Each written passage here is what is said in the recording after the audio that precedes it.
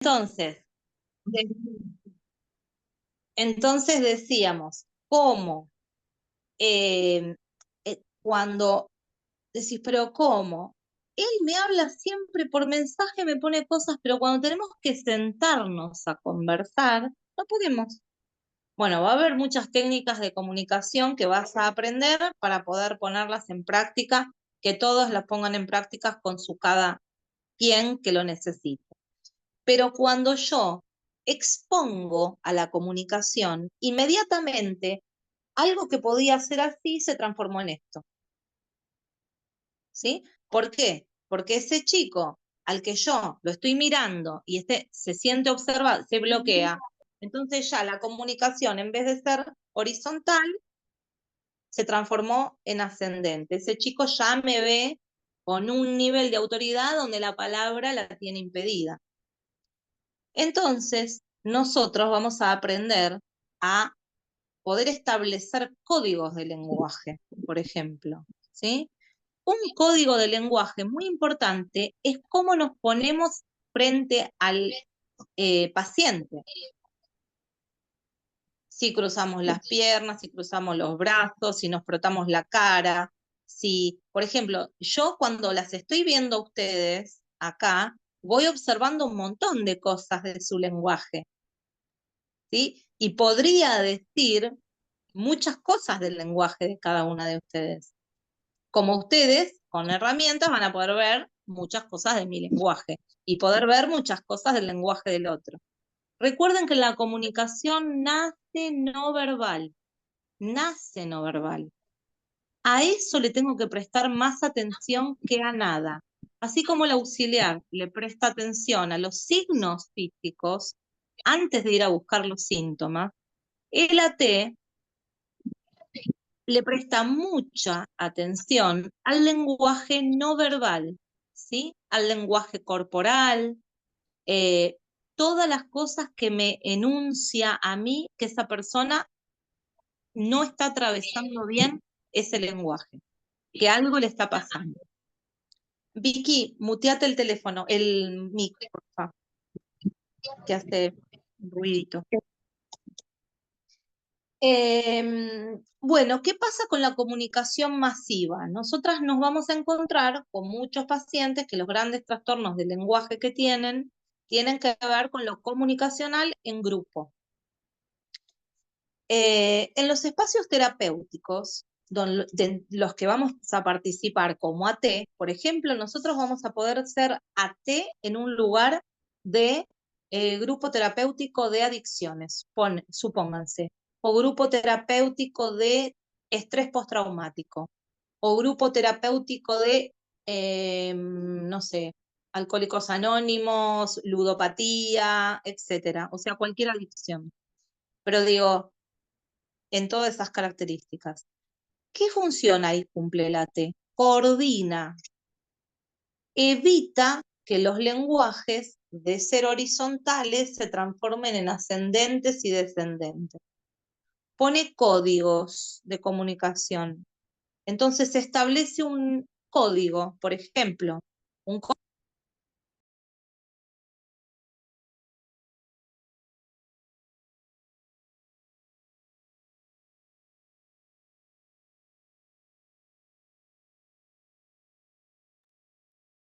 No sé qué había pasado.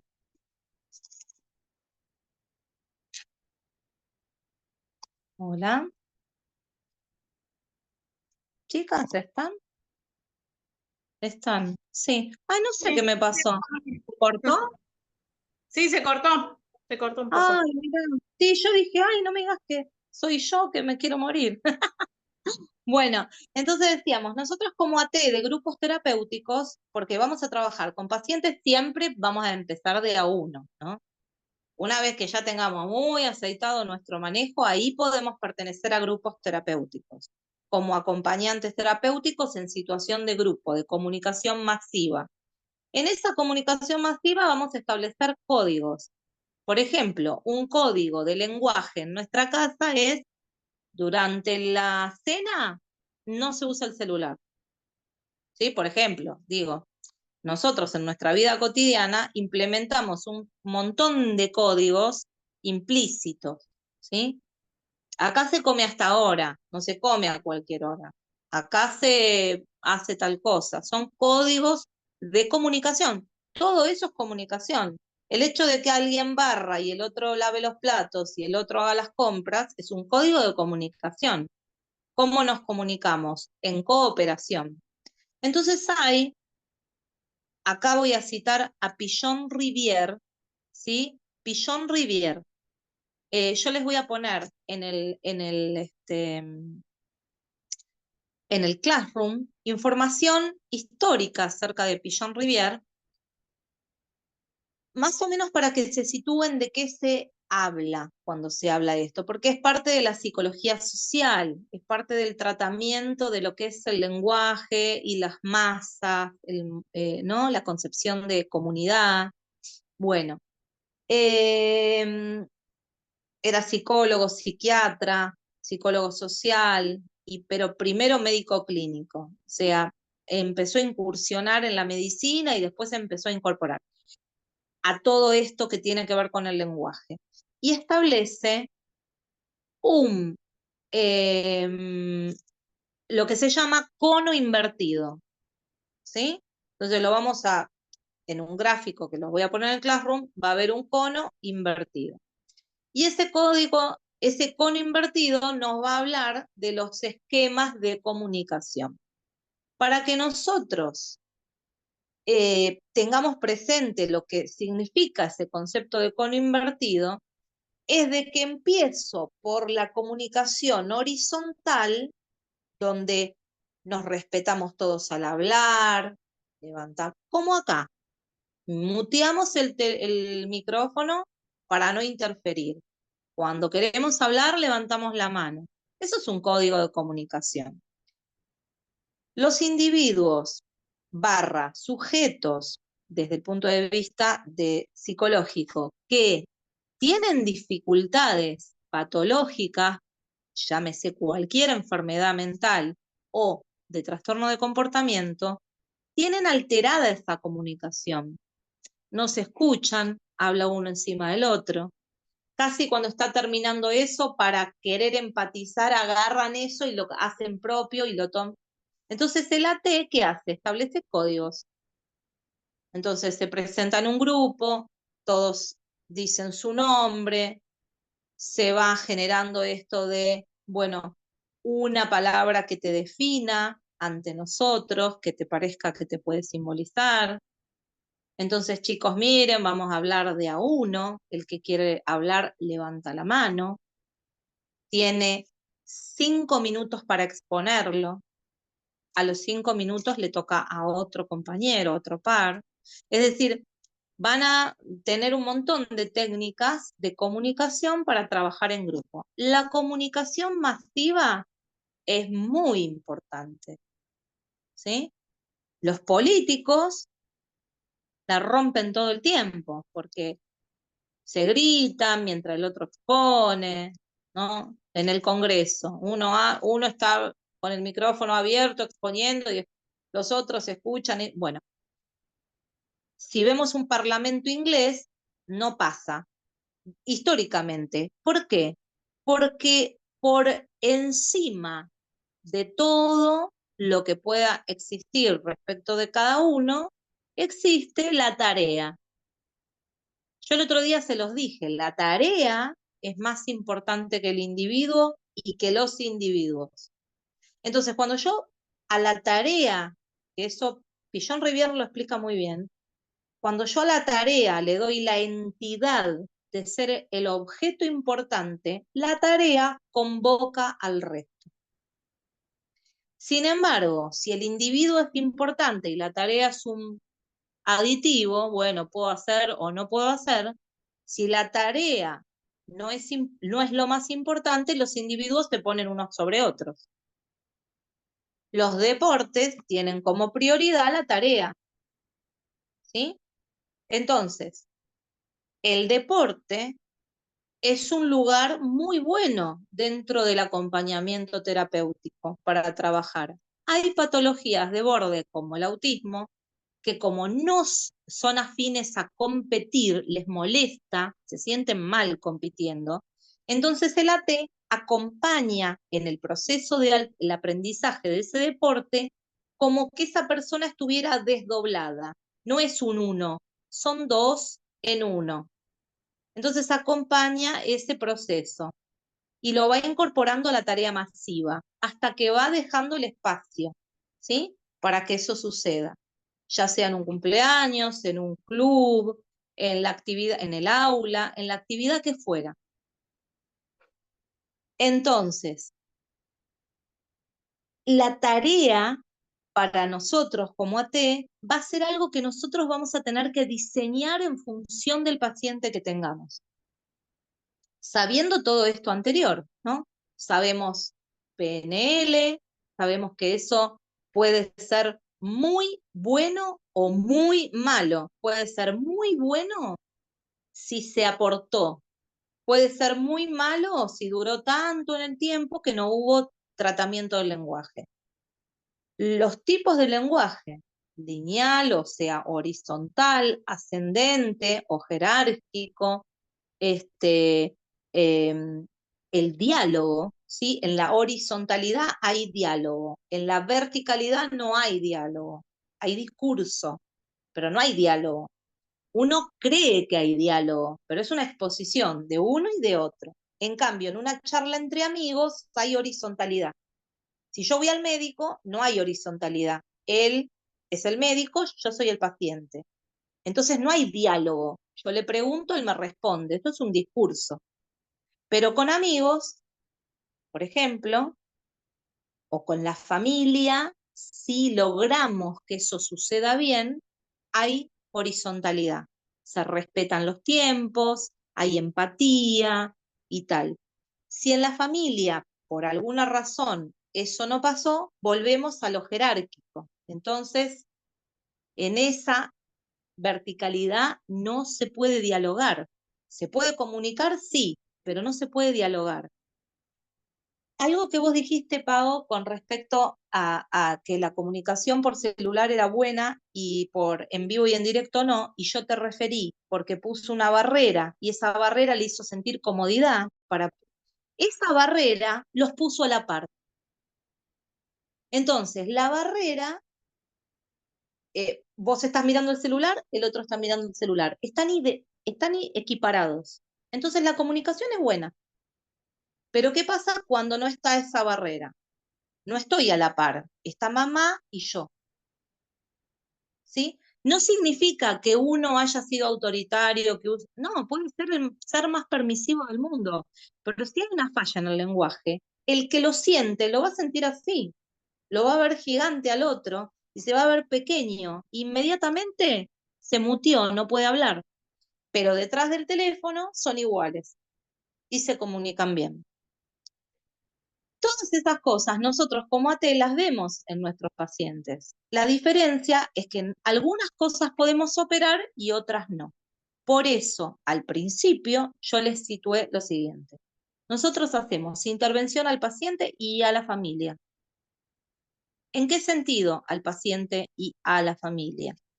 El niño tiene problemas de fonación o tiene problemas de incorporación de lenguaje, usa poquitas palabras, qué sé yo. Bueno, entonces yo trabajo con él, pero después le digo a la familia, bueno, el fin de semana, en vez de poner una peli, jueguen al Scrabble, jueguen a las palabras cruzadas entre todos, a la sopa de letra entre todos. ¿Sí? Digo, voy a incorporar a la familia, no voy a juzgarla diciéndole, vieron que ustedes no, entonces con el dedito así, no, porque hacemos lo mismo, en vez de ponernos a la par, nos ponemos así y ya no podemos dialogar.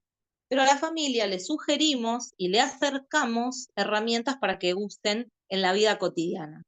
Y eso nosotros lo vamos a ver manifestado en el niño, ¿sí? Lo vamos a ver. Lo mismo que si tenemos un paciente que tiene, qué sé yo, o sea, demencia, ¿sí? Nosotros tenemos un paciente que tiene demencia y como acompañantes terapéuticos le hacemos hacer un montón de actividades, pero viene la familia e inmediatamente se pone con el celular y el paciente le habla y dice, sí, sí, no, no, tremendo. Entonces, no, lo mismo, le pedimos que interactúen, que compartan, que hagan cosas que nivelen la comunicación. Cerramos este concepto de lenguaje, ¿sí? Lenguaje hay mucho y vamos a ir aprendiendo cosas del lenguaje, siempre vamos a volver, ¿sí? Digamos, porque el lenguaje es todo, por eso aprendimos primero el área cerebral de las emociones, cómo las emociones se transforman en palabras, en qué área del cerebro están las palabras, área de Broca, de Wernicke, ¿sí? Bueno, y otras más que vamos a ir viendo de a poquito, porque son muchas, así las pueden poner en el cerebro. De hecho, yo les voy a poner de tarea en un momento un cerebro sin nada y ustedes van a tener que ir ubicando, ¿sí? Los nombres, dónde está cada una y a qué se refiere, por ejemplo. Entonces, digo, esto lo vamos a seguir viendo, pero ahora vamos a todo eso en qué aplica, en la inteligencia, ¿sí? Entonces vamos a abrir inteligencia. ¿Hay una sola inteligencia? ¿Qué creen? ¿Hay una o hay muchas? Hay muchas inteligencias.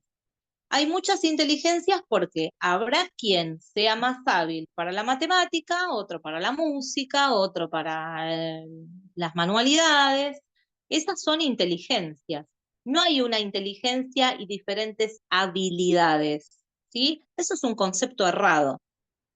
¿Por qué digo un concepto errado? Porque si bien desde el punto de vista subjetivo, si se quiere, del análisis, las habilidades hablan del deseo, la realidad psíquica y neurológica es que hay áreas del cerebro que se estimulan más o menos y cada persona es diferente por eso también, ¿sí? Porque se le estimulan diferentes aptitudes. Con el mismo estímulo hay diferentes aptitudes, pero que se le activan en el cerebro, ¿sí? Así como si yo pongo, qué sé yo, un flan con crema acá y todas tendrán un estímulo, a mí no me gusta el dulce, no me gusta ni el flan, no me gusta la crema. Así que a mí me lo pones y yo no le doy bola. Me pone un salamín, me tiro de palomita. Entonces, así como cada cosa orgánica activa una reacción, con el aprendizaje pasa lo mismo.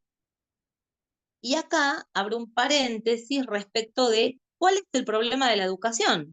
El problema de la educación es que es masiva, no es personal, es masiva. Todos aprenden todo. El chico que no llega a tiempo se saca un 1, ¿sí? Pero ese chico puede no tener esa inteligencia estimulada. Lo va a aprender, sí, porque tiene la capacidad, todos la tenemos, pero el que la desarrolle o no tiene que ver con el estímulo que recibe de eso. A mí me pones matemática y a mí me da ganas de ir al baño de caca, porque la odio, no me gusta, a pesar de que la enfermería tiene un montón de fórmulas y uno lo tiene que aprender, pero no me gusta. La odio, transpiro, las manos, me pongo nerviosa, digo, y desde niña, ¿no? Entonces es un estímulo que se condujo en el tiempo, ¿por qué? Porque ese estímulo para mí es como para el perro poner la mano así, ¿sí? Entonces, en la educación, nosotros vemos muchas veces que como AT estamos sujetando lo que el sistema le pide a ese niño, ¿sí? Lo tenemos que ayudar porque así se saca la nota para pasar de grado. Bueno, nuestro camino no va a ser eso. Nuestro camino va a ser ayudarlo porque pertenece a una sociedad, sí, y tiene que estar más o menos a la altura, sí. Pero en realidad lo que nosotras vamos a potenciar son sus propias inteligencias. Nosotras vamos a ayudarlo a descubrir en qué es bueno y a partir de ahí desarrollarse. Todos somos muy buenos en algo. hay una inteligencia que sobresale. Depende de muchos factores, de la lateralidad, puede ser izquierda o derecha, del físico, de la cultura, de muchos factores. Y el cerebro se limita a ser eficaz en lo que es bueno y no darle tanta bola al otro, ¿sí? Porque es como un desgaste de energía que no quiere tener. Entonces, vamos a estimular y potenciar esas habilidades.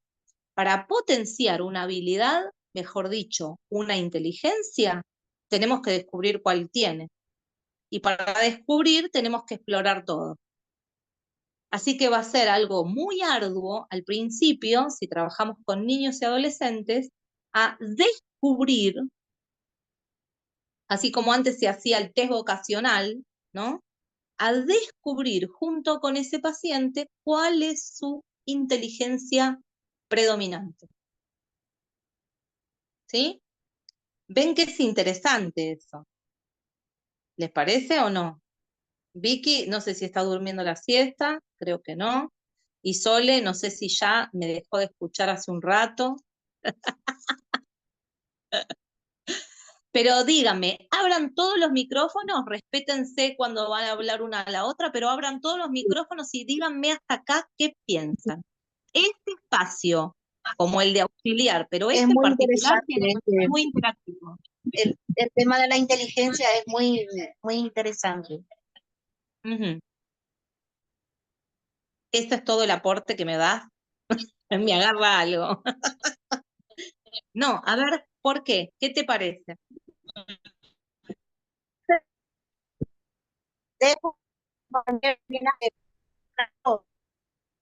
Ay, no te entendí nada. No sé si ustedes la escucharon bien, yo no. que dejo que mis compañeras también digan algo. Ay, qué buena, qué amorosa. Pau, Sí, está bueno descubrir cada parte, porque yo veo que algunos chicos se potencian más. Ponele mi sobrina me pasa, tiene 8 años, y veo que a ella le gusta más la música, el arte, y el colegio va mal. Entonces la veo que se desarrolla más con eso, y con eso está más cómoda, y entonces hablamos de esas cosas nosotras. Y bueno, le gusta, le gusta. Entonces pienso como que apoyándola ahí, ella puede salir como sacar sus problemas, ¿no? Que tiene problemas, y no tanto el colegio, ¿no? No estar enfocando ahí en el colegio, porque ahí es como que nosotros la cohibimos cuando le hablamos de colegio, pero sí vamos acompañándola. pero por ejemplo, vos fíjate una cosa, que así como le gusta la música y el arte en general, se la puede ayudar académicamente. ¿En qué sentido? Por ejemplo, tiene problemas en la lectura. Vamos a suponer que lee mal, ¿no? O que lee mal o que escribe mal. Entonces, ¿le vamos a dar una novela de Shakespeare para que lea? Y no, es una pelotudez hacer eso. Es preferible que le demos una canción, ¿sí? Entonces, ven cómo Que las yo canciones, sabiendo la inteligencia las que tiene, escucha y la va escribiendo. exacto. Y además, y vas a ver que escribe mejor que si la maestra al dictado da un tema cualquiera. ¿Por qué? Porque si yo uso la inteligencia que ella tiene potenciada por placer para lo otro lo voy a hacer bien. Entonces, siempre el descubrir el potencial me ayuda al otro, no es una cosa o la otra. Es con, lo que tengo que saber es cómo mixturar eso, cómo ponerlo a operar y que dé un resultado positivo. Los colegios que mejor funcionan son los del sistema Waldorf, por eso. El sistema Waldorf es, no todos los chicos aprenden lo mismo y no todos lo aprenden en el mismo tiempo. Los chicos no repiten, compensan contenido, pero no todos van a lo mismo. Vamos a suponer, se toma un primer grado. un montón de chicos. Los docentes de primer grado estudian ese grupo social, ven sus potencialidades, ¿sí? Sus inteligencias. Entonces, ese mismo primero, cuando va a pasar a segundo, se divide en 2 o en 3. Pueden tener un grupo habilidades para las ciencias naturales, otro para las matemáticas y otro para la lengua, por ejemplo. Entonces, por esta línea, yo le voy enseñando todos los contenidos, pero por esta línea, la línea que puedo potenciar. Ese sistema, el sistema Waldorf, claramente hay colegios en la Argentina, como en todo el mundo, pero son privados y carísimos. ¿Sí? Entonces, yo puedo aprender de ese sistema y usarlo como AT en mi momento de acción con ese paciente. Bien, hay una historia evolucionista de las habilidades. Si nosotros nos remontamos a la historia de la humanidad, decimos, el hombre primero conoció el fuego, primero conoció el lenguaje, ¿sí?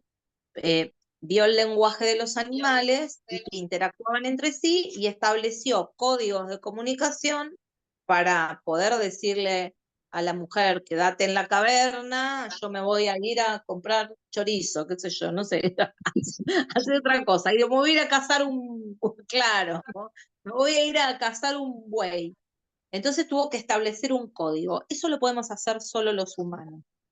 Pero después, una vez que pudo, encontró que el lenguaje necesitaba otros elementos. Entonces, conoció el fuego, empezó a cocinar lo que cazaba, en vez de comer crudo y ser herbívoro y frugívoro. Empezó a ser carnívoro porque pudo empezar a cocinar sus alimentos al conocer el fuego. Conoce el fuego y empieza a ver las bondades de los materiales. Entonces conoce la edad de bronce, ¿sí? Conoce los minerales. Y al conocer los minerales empieza a tener noción de qué elementos manejar. Todo eso que parece, Mónica, pero ¿para qué mierda quiero saber el nombre neandertal, qué hacía en su vida dentro de la cueva? No se olviden que el cerebro triuno está intacto. Entonces, el niño tiene que conocer y explorar todos los materiales que les situé antes. El lenguaje, el fuego, que simbolizaría la potencia, las habilidades. Y después, cómo usar esas habilidades con materiales. ¿Sí? O sea que ven que la evolución de las habilidades quedó intacta, es igual. Pareciera que está mejor, pero ¿por qué la tecnología hoy es buena y tan avanzada? Y porque el hombre, por esa linealidad de la evolución de las habilidades, empezó a aprender a manejar las habilidades tecnológicas y a ir al espacio y empezar a descubrir otras cosas. Esa linealidad nunca la tenemos que perder de vista. Si nosotros salteamos esto, ese paso fundamental, nos salteamos el lenguaje, nos salteamos los elementos, nos vamos a saltear el objeto. Es decir, vamos a evitar que el resultado sea bueno. Tenemos que pasar por todos esos elementos, ¿sí? Tenemos que pasar por el lenguaje, creando códigos de comunicación con ese paciente, edad que tenga. Tenemos que ir a buscar la habilidad y tenemos que ir con esas habilidades, explorar todos los elementos posibles. Y ahí el resultado. Si nosotros tenemos dijimos, trastornos del lenguaje porque está afectada el área de Broca y de Wernicke. Por ejemplo, el área de Broca y de Wernicke se afectan muchísimo con los accidentes cerebrovasculares, ¿sí? Con el ACV.